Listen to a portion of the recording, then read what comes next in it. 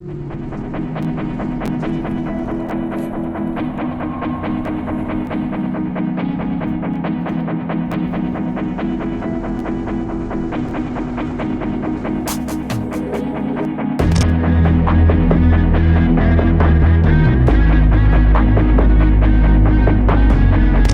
morning and welcome to Castle Combe. So yesterday we were at Thruxton. You might have seen that video a few weeks ago, but today we are at Castle Combe, where obviously I've had a decent amount of experience. So, you know, come back here after the car having its new parts fitted, I'm sort of a bit more confident. So looking forward to getting out there. So weird conditions right now.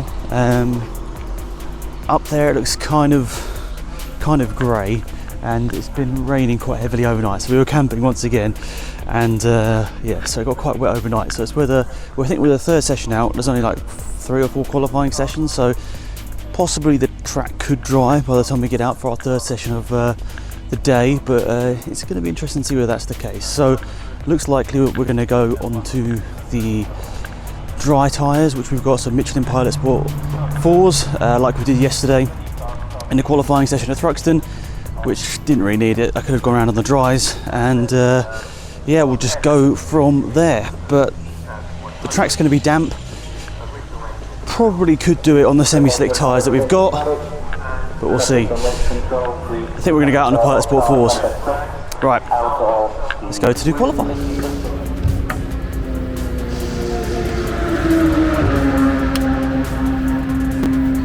We've got qualifying coming up here, Castle Combe.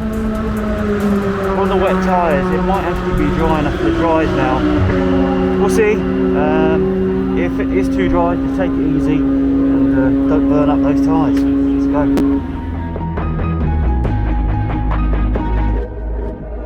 go. So, time for qualifying here at Castle Combe. As I've already stated in this video, I've done this track enough times now to be a bit more comfortable. I'm not going to a totally new venue. I know this car, so in a lot of ways I didn't feel like I needed testing, but that wasn't going to be the case.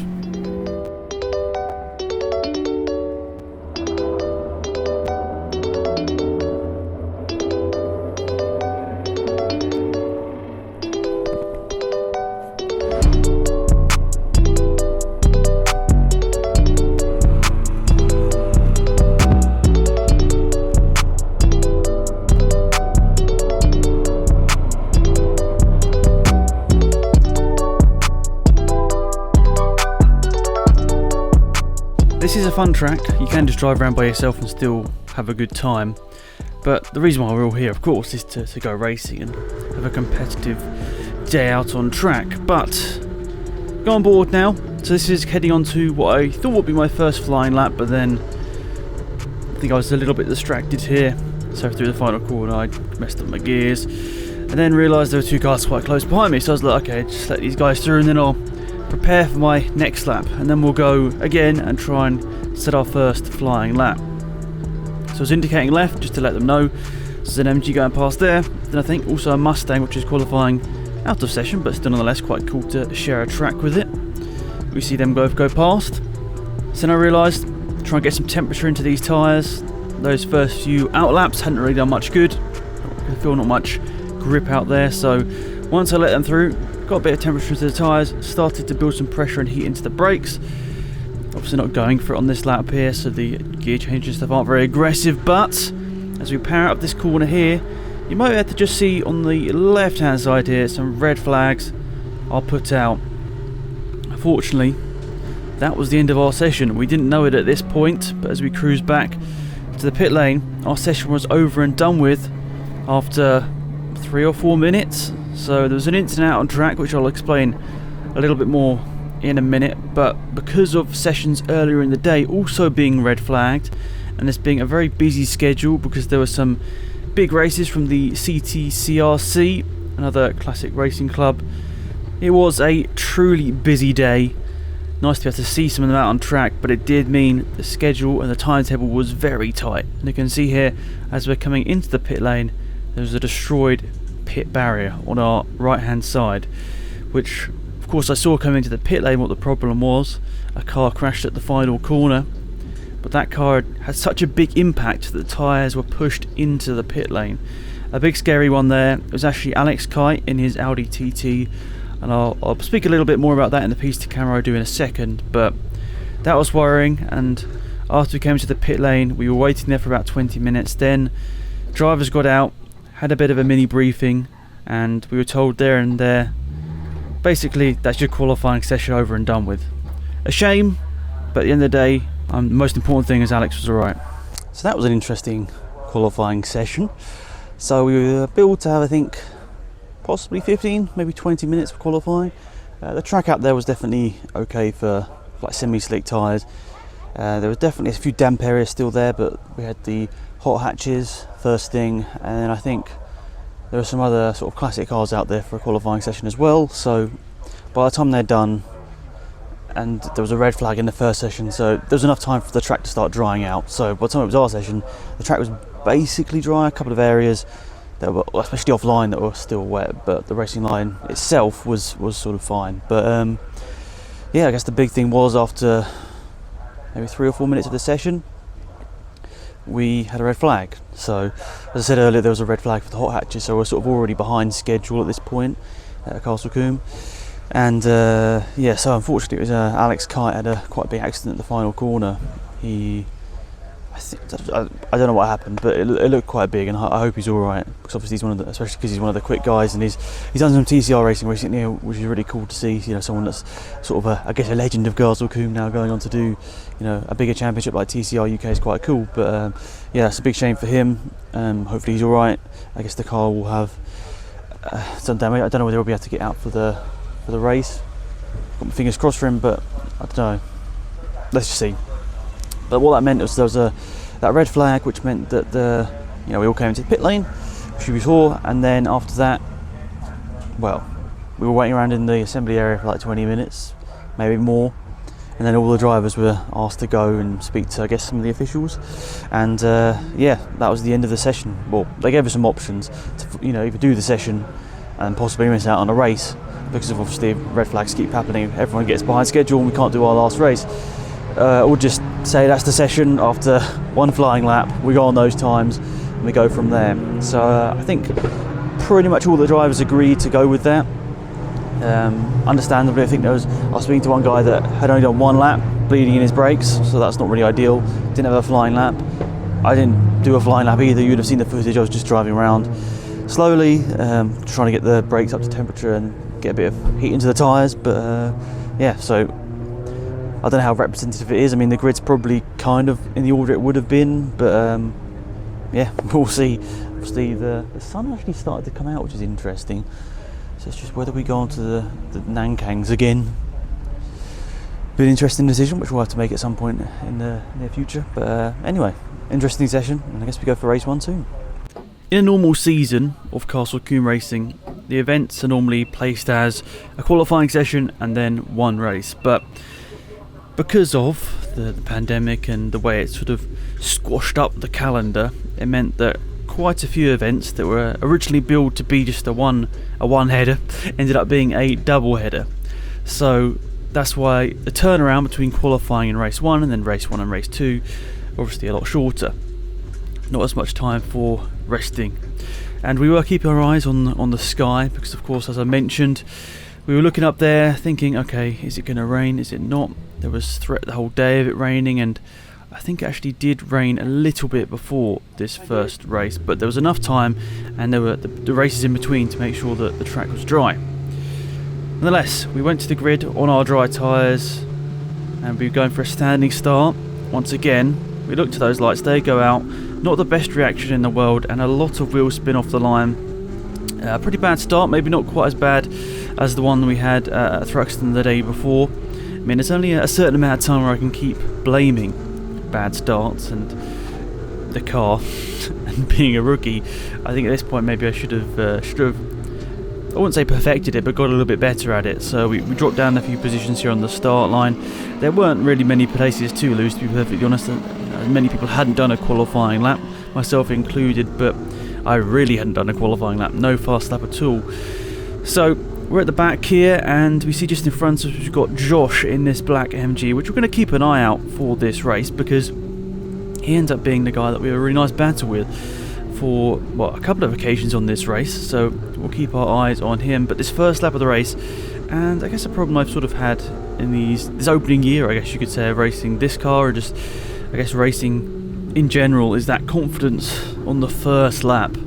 Just struggle to believe that the car is underneath me. Now of course it actually is, but maybe it takes some time for others, including myself, but some people can just jump in a car and straight away know what it's going to be like on the opening lap, and then how it builds up over the preceding laps. And then of course it starts to plateau as the temperatures all build up, tyres, brakes and brain. Everything sort of gets into a good mood, and you're pretty consistent throughout the rest of the race. But it's those early stages where I'm really struggling right now, just to be confident, put the car where I want it and where it should be on these opening stages. It's always finding quite a tough place for me right now, and I'm saying, okay, I need to learn this area and other areas as well, but this is an area I really do need to focus on, is those opening laps, because when we eventually do go into a one-make championship later on this year, or actually not that long away now, but we're going to be needing those good starts, because a bad start could put you back loads of places where everything's a little bit more equal. So we're a few laps into this race now, and the field is understandably getting a bit spread out. So in front of Josh here, there's a bit of a gap to, I think, another MG in front of him. Now don't get me wrong at all, I realise completely that I should be doing better lap times and just doing better full stop in this car, because I'm in a higher class than this MG. But I think you can see a little bit of hand movement there, which I think this was the point where I finally realised I made a bit of a mistake here. So this first race, I mean, there were a couple of issues, but the first thing was I didn't really put enough fuel in. So I think when I started up the car, it showed a decent amount of fuel in there, and after a few laps it had really gone down, because I left the engine running in the assembly area, not really keeping an eye on that fuel gauge. Left it on for about 10 minutes just to get the car warm, got the engine warm at least, and by the time we got out onto the track, and then after sort of 3 or 4 laps, I realised, okay, this car's not probably got enough fuel in it really to go flat out for the whole race. So I was having to sort of manage myself here, having to lift and coast into some of the corners. It probably didn't really affect my speed too much, in honesty. It really probably didn't do too much, but I just want to say that was something I was sort of wary of in this first race. And then also pretty early on, I didn't really get to understand it in qualifying, but I just saw full stop, the pace wasn't there, and I didn't feel particularly bad in the car, which that could account to some lap time. I just couldn't get the speed I wanted, the lap times I wanted. So we're going to the outside of Josh here into turn 1. I mean, if you're brave enough, it's definitely an overtaking opportunity, but I wasn't brave enough here, but just looking to get a better exit. Josh covers the inside off here, so I'm going to try and go side by side with him. I know I've got a little bit extra horsepower, so I'm going to look to the outside, but can't really do anything here. I didn't want to throw it to the outside there, because I always knew if I did so, I'm going to be across the curbs or contact. So I thought, just ease it off a little bit here, Alex, and try and get through here, because I knew I had the speed advantage in a straight line. I mean, it wasn't significant, but it was enough to make sure that I could to get past. So I was looking to the inside of Josh once again here, but there wasn't really a car's width, and I wasn't going to dive it down the inside of him. I mean, I didn't know at the time, but we spoke afterwards, and he said it was in a few of his first races here at Castle Combe. So, trying to do my best just to have a nice, clean, fair race with him. And I think in my mirrors at this point, I saw 2 Prebbles, the leaders, coming through to lap us here. So the Astra ahead of the Seat there. Really great battle to watch between those two. In a lot of ways, I wish I was a fan, a spectator, watching this race from the outside, because those two had one of the best battles between just 2 cars out front I've seen in a very long time, and that's just from the glimpses I've seen from myself and what I've been told. Now we've got another run here on Josh, thanks to a little bit extra horsepower and some slipstream as well, but I'm in the same position I was a lap ago, and I think I was slightly further alongside here, but I thought maybe a switchback was the better move here rather than trying to go around the outside here. So I got a good run here, but Josh, of course, defending the inside line. But this time, keeping the power on, trying to go all the way around the outside. And do we make it stick? Yes, we do. It was quite close between us two there. Nice that Josh gave me room. I gave Josh room on the previous lap, so nice, fair little battle there. And then I managed to get my eyes forward here, and I felt like I got good pace over Josh. I was, only a little bit, like half a second maybe, but I felt like I did have to pace over him, because obviously I dropped back and then I managed to catch up. So at this point I was like, okay, get your head down, you're not going to probably catch anyone in front, but just try and get this car to the finish now. That was a nice little battle to have between the two of us there. I mean, Josh was racing hard but fair, and I like to think I did the same in return. So nonetheless, it was a number of laps here, just trying to put in consistent ones. I mean, I knew ultimately the pace wasn't there. I was still trying my best to lift and coast and just get this car to the finish, not have any sort of problems. Because of course when the car is getting low on fuel, you get things like fuel surge, and of course that costs you lap time. So I was just doing my best to save fuel at this point, and I ultimately know that wasn't really what was hampering me in terms of speed. I still would say that with some better tyres on here we would have had a really good battle with some of the cars in front. But when you're lapping 3 or 4 seconds off what you can do in the same car, maybe even in slightly worse conditions, then that something's obviously not quite right here. And the tyres were a big cause of that, and I think maybe the confidence I lacked therefore really hampered my lap times. But okay, try not to be too down about this, because it's still a lot of fun, this track. Even as I said, just drive around by yourself, it's not why you go racing. You might as well do track day stuff otherwise. But trying to make the best of a bad situation, a tricky situation, through a couple of mistakes on my part. One, not getting some better tyres on the car a couple of events back, and two, not putting enough fuel in. The second one, pretty mandatory really, just a silly error, but it's the way it goes. And I think unfortunately this camera cut out halfway around this cool down lap, but I did get a nice thumbs up from Josh on the in lap, so nice respect there. So race one done. Well, some stories from that one. Firstly, I feel like a massive idiot. Didn't put enough fuel in there. So what that meant is pretty early on I realised I'm not going to get to the end, or I just keep going flat out every single lap. I mean, I got a bad start anyway. That's to be expected at this rate. But yeah, then I realised the fuel gauge was really low. I mean, it showed like half a tank when I got in, but by the time I'd done like 2 or 3 laps, it was right down to the red. I was like, geez, what's happened here? But you learn from these mistakes, or hopefully you do. And yes, I just sort of, where I could, back off towards the end of the straight, lift and coast, I guess you'd say, in a way, into the corners instead of braking so aggressively, then obviously mashing the gears a bit less and stuff like that. So well, not mashing the gears, you know what I mean, not over revving it as much. So yeah, that was a bit frustrating. Also on my part, I don't think it was particularly good driving, but I think all the stuff was going on in my head, so I was just like, okay, just bring it to the flag at this rate. I realised that the Nankang tyres that I started last year with, I'm still using right now after swapping them about all over the place. I think they're fully done. I mean, they seemed alright at Thruxton yesterday, but yeah, they're not in such a good place now. Maybe I just didn't realise so much yesterday at Thruxton for whatever reason, I don't know. Maybe it was the track layout or something, I don't know. But yeah, today I'm really feeling the lack of gripity there. So yeah, it's annoying. That's me being silly, but you learn from these things. And we do have a second race later on today. The weather, I'll do some footage over there. Is it going to rain or not? I really don't know. I was prepared for a fully wet weekend. Yesterday we were at Thruxton, today here at Combe, and so far none of the sessions I've been in have been wet. So those wet tyres are still looking in pretty much brand new condition after a year and a half. Anyway, race 2 coming up. Put all the fuel we've got left in, and fingers crossed we managed to be able to sort of run the whole race sort of flat out, and I guess we'll just see what happens with the conditions. So in between the first and second race there was some rain coming down. We had, I think, a decent 10-15 minute shower, and then after that it was dry, but we were looking up at the skies and looking at the apps as we normally do to try and understand what the weather will be like in the race, of course, try and fit the right tyres. But we decided once again to go with the very much balding Nankang AR1 tyres.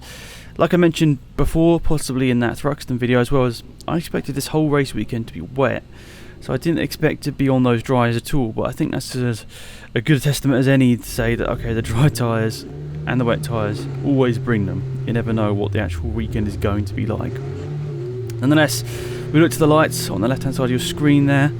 For a second race of the day, not the best reactions here, but a better start. I can be happy here. So 15 into second, and I feel like looking back on this in reflection, and maybe it was the case in the first race as well, just I'm sort of short shifting in a way. I don't really need to be doing it. Like, I don't think I should be getting into fifth gear here. I should be, revving the nuts of the car a little bit more. So there are a couple of cars right at the back of the grid that DNF'd in that first race. So what had happened is that they'd came through quite quickly, but I still had some nice battles on my hands here.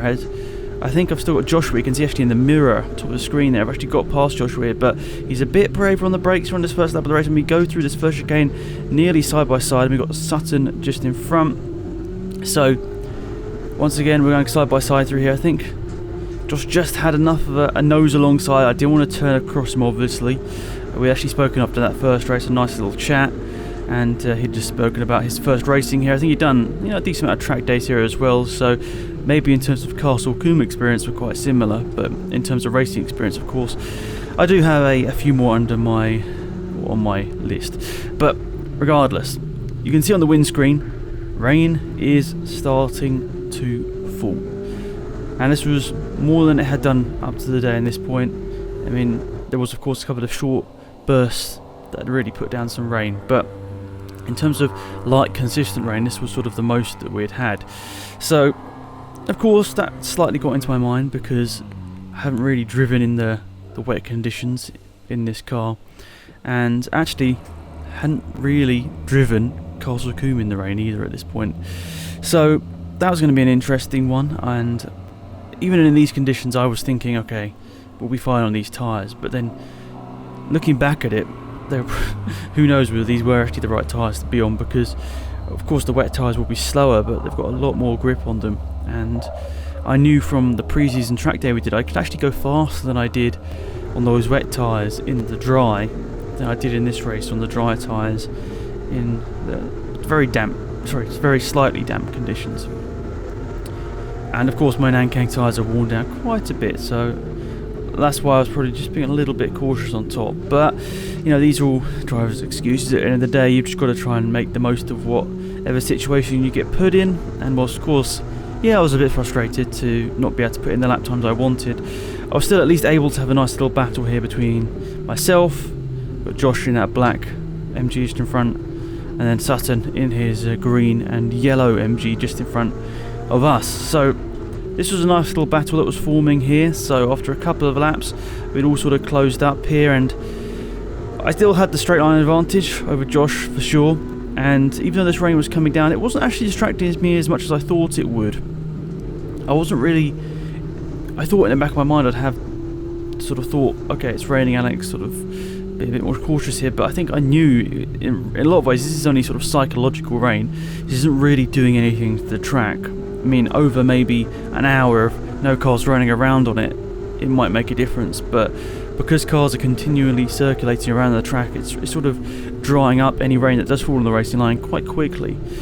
But you can see I am more tentative around these corners than the MGs in front of me here, so I have no idea whether I'm better tyres than me or not, but it's definitely a confidence thing, and I wasn't able to quite hook up these corners as I know I definitely could, even if the conditions are not quite where I was at or where I wanted them to be at. But in the braking zone here, braking a lot earlier, Josh was actually really good into this braking zone. There were actually a couple of times I was thinking in the back of my mind, is he going to be able to stop here? He sort of didn't brake like worryingly late, but he just braked so late. I was like, fair play when he managed to get around the corner. Possibly outbraked himself a tiny bit, but he still managed to get through the corner better than I did, or quicker than I did. So you can see here we're going through the chicane in the middle of the lap here, and I'm really enjoying this battle. Whilst we're not really managing to get stuck into it right now, I say that just as we close in the back of Josh, who got quite close to Sutton there and possibly hampered his own run through it. But we haven't got fully stuck into this battle yet. We haven't properly gone for a move here, but possibly the conditions playing into my head here, just thinking offline, okay, it is going to be a bit wetter. It's going to be a bit wetter for sure. Now, as I mentioned, I will have a horsepower advantage over these MGs, so that was also something I was considering. Okay, to maybe leave it to a straight if I really need to here. But to be fair to these guys, they were carrying enough momentum through the corners that it wasn't really allowing me to get that close. I had to get a good run through the corner myself to be sort of on an equal terms. Then of course I do have the extra power to get past if I'm close enough. But to be fair, that wasn't really the case in this second race here. I just didn't really have any proper excuses except for the tyres here. I'd put enough fuel in it, maybe overfueled it, maybe that's my excuse here, but no, it was still a really good race here to be a part of. I mean, I was struggling, that's something I can say for sure, but I think looking back on this, it was actually a bit more of an enjoyable race than I remember. I think, unfortunately, I look back on this weekend with quite a few struggles, but in reality I had 2 races where I was in the vicinity of someone and being able to learn things, and as Josh goes down the inside here, I was worried that there was going to be contact here, so I did sort of hang back a little bit here because it did honestly look like Josh might not be able to get that one stopped, but fair play him and Sutton getting through that corner side by side. And I think Josh, because he had taken the tighter line into the corner, of course not getting such good speed on the exit, and then I think possibly that move sparked something in Sutton. He started to then pull out a little bit on us here. The preceding laps he managed to put in some better lap times and managed to gap us, so that's alright, that's okay. I mean, I know in my better laps I can beat Sutton in that MG, I mean, and rightly so, of course. The Honda's a bit quicker, but today it wasn't meant to be. A number of situations, and you can see here he's pulled an advantage now, and then I'm just doing my best to try and put some pressure on Josh, but also just try and not be too silly, because I realise between us here we're battling for some of the back positions here, so I really don't need to be doing anything too silly here. Just allow ourselves to enjoy it here, having a nice fun battle, even though of course my car should be doing better. Between us, we're managing to put on a decent show here and have a bit of fun, which is at the end of the day the most important thing, I think, in club racing. I think I am taking it a bit too seriously in some ways, like looking at the lap times. Realistically, even though I am in a bigger class, a higher class, having fun is what you should be doing in these club racing events, and in hindsight that was the case. I was having some enjoyable battles here, and I think looking back on this footage and this video allows me to realise that. But unfortunately it was just a case of, at this point, bringing it home. I didn't have the confidence to go for the move, even though the pace actually shows differently on the last few laps. I think this will be one of the ones I'm showing here, is I actually managed to put in my best lap, which was I think about a second clear of Josh's. So for whatever reason, in the final couple of laps, finally found a bit of confidence. I think it actually stopped raining onto the screen, at least. Of course there would still be a bit moisture on the ground, but I think whatever reason this allowed me to have a bit more confidence, and you can see here I was closing back up again, and that faster lap I should say, my fastest lap, allowed me to, well, at least prove to myself that I wasn't completely useless here today. I was able to put in a bit of a better lap time at the end. I have no idea where that confidence came through in the last couple of laps, but oh well, we managed to get a nicer lap in there. So this allowed me to close up to the back of Josh, but it wasn't enough, unfortunately, to allow me to get past here. We were not separated by much, to be fair, and in the places where possibly my car had the advantage, Josh was doing a really solid job of defending the inside line, and therefore not allowing me an easy pass. And as I mentioned earlier on, I don't want to be going through anything too silly, because I want to enjoy my racing and I want to make sure that we get both these cars to the finish here, because of course we're battling for the last positions, as I said. So these last couple of laps allow me to realise, okay, not too bad, I can do maybe a bit better than I thought. Maybe if I'd got that confidence early on in the race, I might have been able to get past Josh and therefore maybe keep up with Sutton and get past him, but it is what it is. I'm a little bit annoyed at myself here. I think I got in the way there of the third place driver in his MG. Yeah, I think it was keeping, so I apologise to him, because that was not the smartest place to get let an overtake go, or get lapped I should say.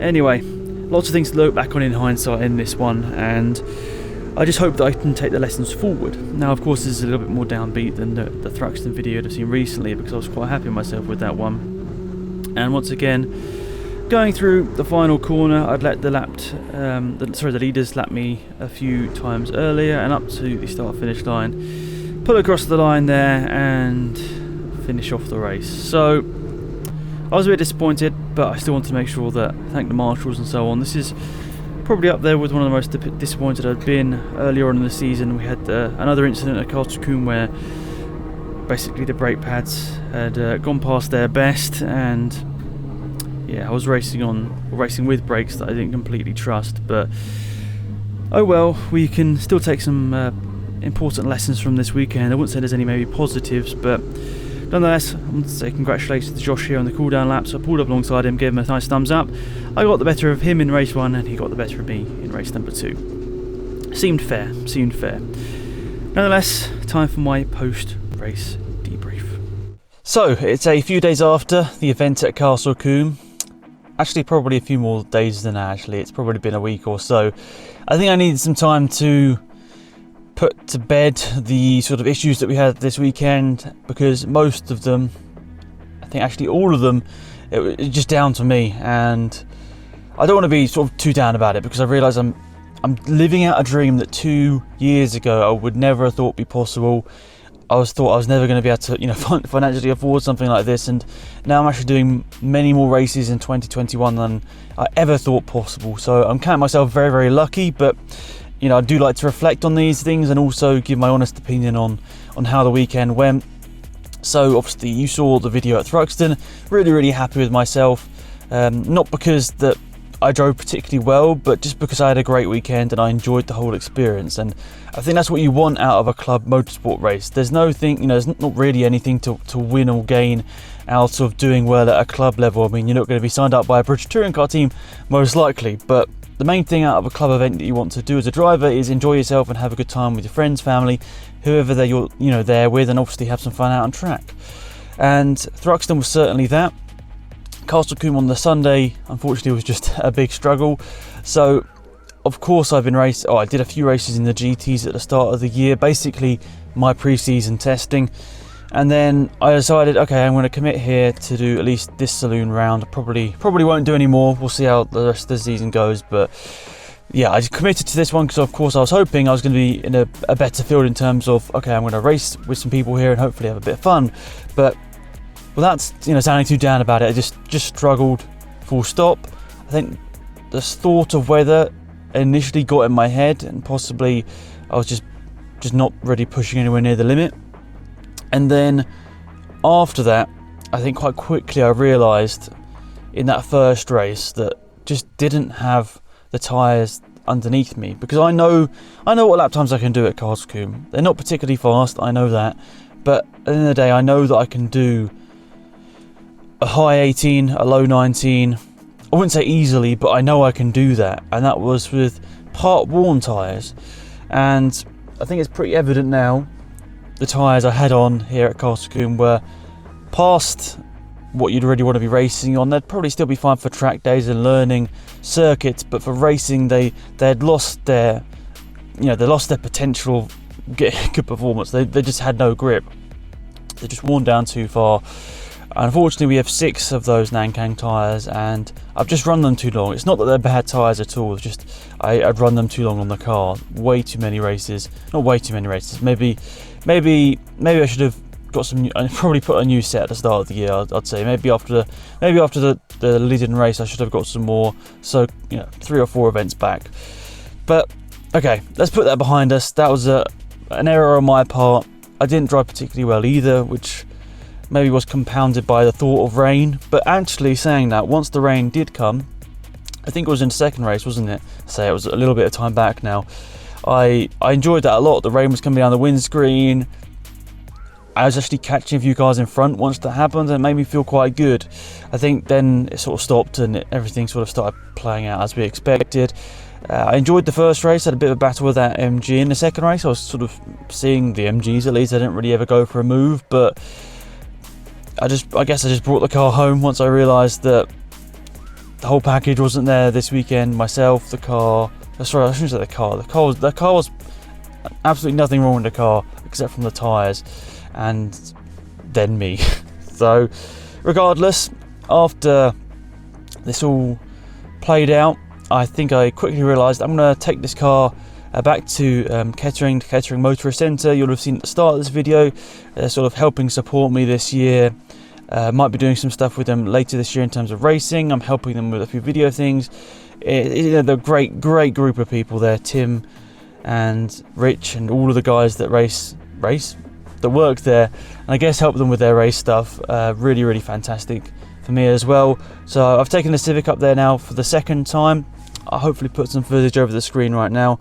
So I went up there to help record a promo video and just get some footage together, and they said, okay, bring up the Honda and we'll help, fit a few things and look at it. So they've now fitted a few things, so it's, as I said, a week or whatever later, and they've fitted a new radiator, helped improve the steering column, because there was a little bit of an issue with that.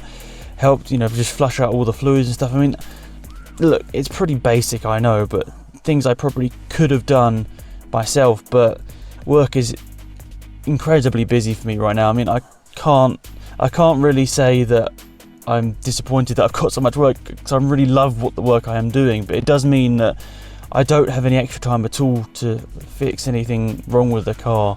Not even maybe wrong, but just stuff that wants to be done.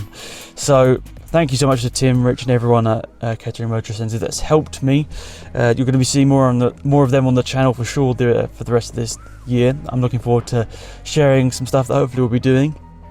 But yeah, regardless, as I said, I've taken it up there, and one thing they definitely pointed out straight away when I was there is, like, Alex, these tyres, they're past their best for sure. You probably should have got some new tyres, probably at the start of the season at worst, a little bit later on. But yeah, they told me that, and I realised, okay, I've been a bit silly here, possibly wasted a good day at Castle Combe. It didn't matter so much at Thruxton, I think, because the performance of the cars behind were as such that with bad tyres I could have a good race with them. If I had good tyres, I actually probably would have not had a good race with them. So maybe it was a blessing in disguise for that race at Thruxton, but for Combe it was unfortunately just not so good for me. Just didn't really have some enough speed to have a good race with anyone. But it is what it is. I can't change any of it now. I can certainly take away some big lessons from the whole weekend. Really enjoyable day at Thruxton, some really nice battles in there. I enjoyed working my way through the field after some bad starts. Then obviously just realising myself some tyres are going to be going on the car, but I think also, I don't know whether it was down to the tyres or just part of me as a driver, it's just I really struggle with the standing starts. Not to say that my rolling starts are much better, but yeah, I need to really work on those standing starts. Regardless, the car's still in the workshop at Kettering. They're helping to sort a few things before the next few events. I'm looking forward to these. So the next one is at Candlebourne Park at the end of this month, and I'm looking forward to going there. So if you're around, I'd like you to come up. Hopefully this video will go up in time that you can see this, but nonetheless, I hope that maybe see some of you guys out there around the track. I'm looking forward to taking the Honda up there and basically just seeing what I can do. It's a bit of a long distance, a bit of a track that I have no idea what it's going to be like. I've only been there once as a media person, so we'll see how the weekend goes. Not expecting anything in terms of performance out of myself, but I'm just going to go there and enjoy it, have a good weekend with my dad, John, and anyone else who comes. So looking forward to that. Then after that, finally, we're going to enter our first Type R trophy race, and might be doing road sports on the same day as well, and then possibly be going to Brands Hatch the day after that. So it's going to be a very busy one that weekend. We'll see how it goes.